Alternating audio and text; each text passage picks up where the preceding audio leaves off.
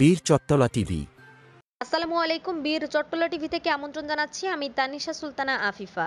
লক্ষ্মীপুর মহাসড়কে ফ্রেশ কোম্পানির একটি লরির ধাক্কায় এক ভ্যান চালক ঘটনাস্থলেই নিহত হয়েছেন। প্রত্যক্ষদর্শীরা জানান লক্ষ্মীপুর থেকে আসা লরিটি অতিরিক্ত গতিতে চলছিল এবং নিয়ন্ত্রণ হারিয়ে বিপরীত দিক থেকে আসা একটি ভ্যানকে সজোরে ধাক্কা দেয়। এতে ভ্যানটি দুমড়ে মুচড়ে যায় এবং চালক ঘটনাস্থলেই প্রাণ হারান।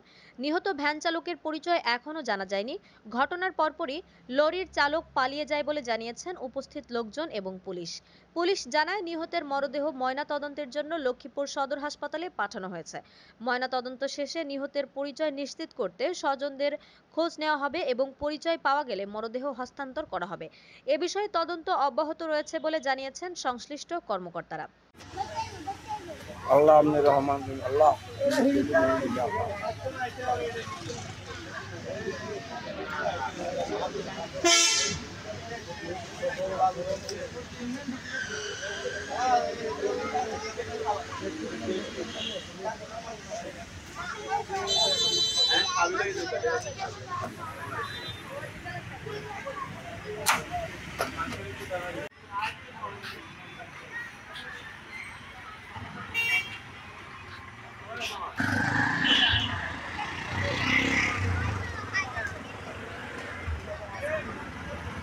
আমাদের আরো আপডেট নিউজ পেতে চোখ রাখুন বীর চট্টলা টিভিতে।